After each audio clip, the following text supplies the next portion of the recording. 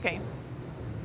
Hi, everyone. I'm Isadora Rangel, Florida Today's engagement editor, and this is Eve Sample, engagement editor for the Florida Network, for the Florida USA Today Network. And we're here in Miami. As you know, there are two Democratic presidential debates going on. We're actually in Wynwood, which is this really cool arts district here in Miami, and we're sitting at Gramps, which is also a really cool venue here. So today we're going to go over what happened at last night's debate, and we're going to give you a preview of who's on stage tonight. As you know, there are 20 candidates who qualify for the debates.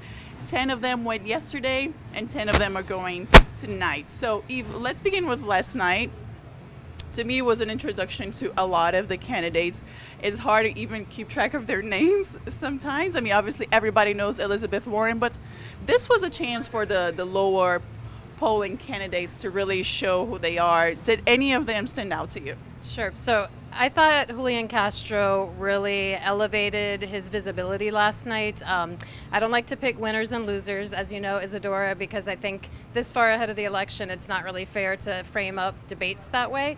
But Castro exceeded expectations. I thought he had a few key moments, particularly on immigration policy, where he stood out. He pushed back against other candidates, including Beto O'Rourke, notably Beto O'Rourke.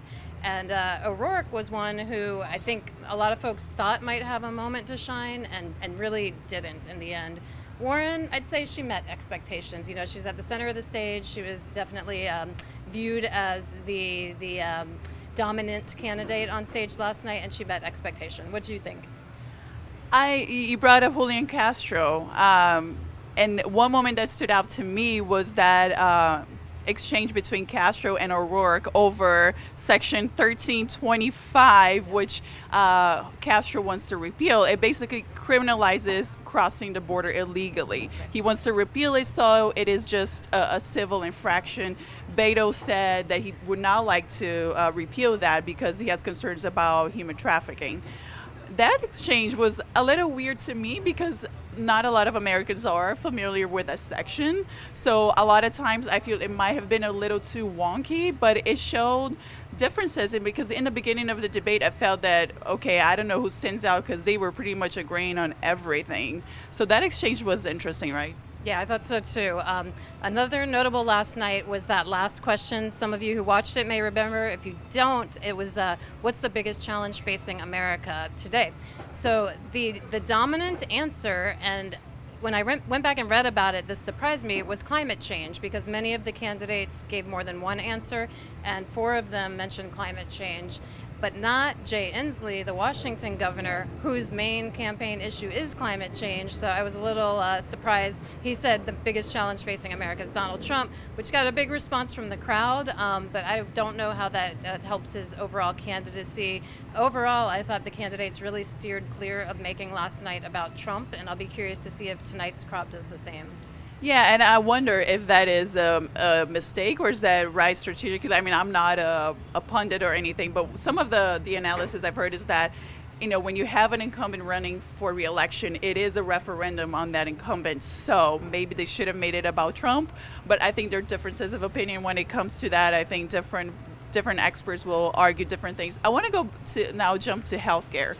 It was very interesting when the moderator asked which of the candidates would support repealing private health insurance, and only two of them raised their hands: Bill De Blasio, the mayor of New York City, and Elizabeth Warren. So that was the first time also on healthcare that I saw a difference. What do you think? We both live in red counties, and I'm not saying those counties will decide the election, but hearing from conservative and middle of the road voters all the time makes me think that this is something that I feel that a lot of Americans would be uncomfortable with. Yeah, so there are primary issues where you can stand out in a crop of candidates in a primary, and then there are general election issues. And I think oftentimes we see more extreme viewpoints in a primary than we do in a general. So that's kind of what happened last time around. Although Bernie Sanders was the more extreme candidate in 2016, and he didn't end up prevailing in the primary. So we'll see, who wins. But yes, we live in more red counties. Many of the markets served by USA Today Network Florida are predominantly conservative. So let us know in the comments if you're watching this on Facebook, and tell us what you think about having that kind of healthcare option, Medicare for all, or doing away with private plans altogether. We'll be curious to hear from you.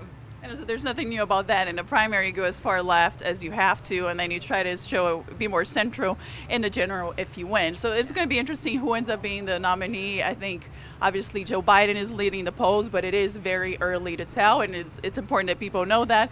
But Joe would be on stage tonight. So tonight is going to be a night with a lot of, the people who are ranking higher in the polls: Joe Biden, Bernie Sanders, Kamala Harris, if you want to go over who they are. I'll tell you who's on stage tonight. And by the way, we're at this place called Gramps, which Isadora mentioned, and they're having a debate watch party here tonight. So we're going to check that out for a little bit. Last night we were in front of the Arsh Center. So who's on stage tonight? Joe Biden, former VP, of course, Bernie Sanders, Vermont Senator, Kamala Harris, California Senator, Michael Bennet, Colorado Senator, Kristen Gillibrand, New York Senator, Pete Buttigieg, Mayor of South Bend, Indiana, Mayor Pete, Marianne Williamson, she's an author, Eric Swalwell, he's a California representative, Andrew Yang, an entrepreneur, and John Hickenlooper, former governor of California. It's a mouthful. We went through this last night. I mean, we really need those name IDs on stage, on video, to know who everyone is. Yeah, well, I spoke with a lot of young voters for a column I'm working on, and you'll be able to read it Friday.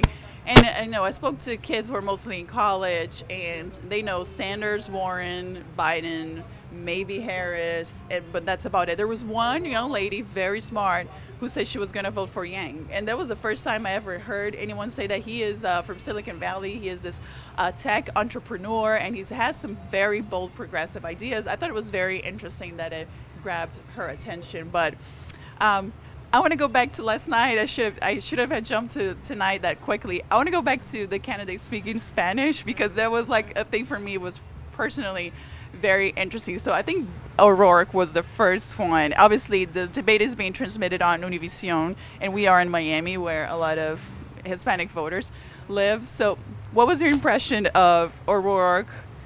Booker also tried to speak Spanish, and also Castro. He is obviously the most fluent of all of them. Right. I thought the presentation was, let's say, less than eloquent for O'Rourke. And, I give him points for trying. I'm not a native Spanish speaker. I grew up in Miami. I've taken Spanish. I try. I think O'Rourke could have made it a little more concise. And then Booker, of course, did the same. But, Castro, a native Spanish speaker, interspersed some of his comments with Spanish, with, some of his own native tongue. And I thought that was much more effective. What do you think?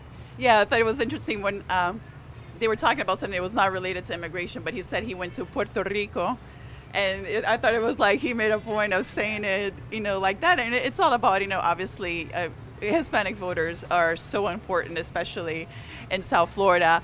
I thought Booker and O'Rourke, I applaud their efforts. Spanish is not my first language, but I believe I do sound better because Portuguese is my first language. It's a lot more similar. But I think it's interesting that, we have so many candidates on stage who do speak Spanish. I think in the Republican primary last time, I think Jeb Bush was the only one who, Marco as well, I think. So it's nice to see more people who are either Latino or who can, at least speak the language. I think that's a great thing. So let's talk about tonight. Yep. What are your thoughts? I think everybody's trying to see if everybody's going to go after Biden because he is the perceived front runner at this time. But I think it's going to be a night for him to really prove himself as someone worthy of leading the polls. Yeah, so he's the apex candidate tonight, just as Warren was last night. We'll see how much he's pushed against by the others on stage. I'm also going to be listening for immigration policy. I'm very interested in that. And you were talking about candidates speaking Spanish last night. Maybe we'll see some of that tonight. But I'm also interested to see if any of them address the Caribbean American community, which is very prevalent here in South Florida. I'll have a column coming on that later this week. A couple of words in Creole would resonate with the Haitian American voting bloc. So I think it's, interesting to see who else they try to reach out to tonight. So.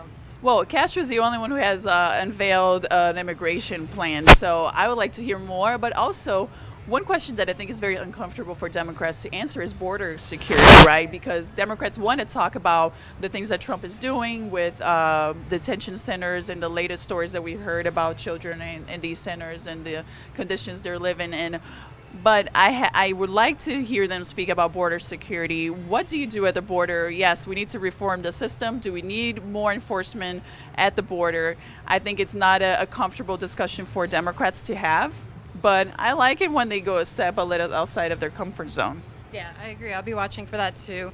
One notable from last night that I'll be watching for again tonight is Everglades Restoration. You know, that didn't even get a mention, a passing mention, even in terms of environmental discussion about climate change last night. And of course, climate change really impacts the cost and duration of Everglades restoration. So, sitting here in Miami, not far from the Everglades, which ties in with our whole state environmental system, I'd like to see one of the candidates at least throw that a bone tonight. Yeah, I want to see healthcare as well. I think we need to wrap up now. We have roughly a minute left, but if you want to hear or read more of our coverage, go to all of our sites within the USA Today network or go to usatoday.com, Florida Today, TC Palm, Naples, Fort Myers, Pensacola, and Tallahassee here in Florida. We have plenty of coverage from Miami. You can also follow us on Twitter and Facebook, and thank you for watching. Bye. Thank you.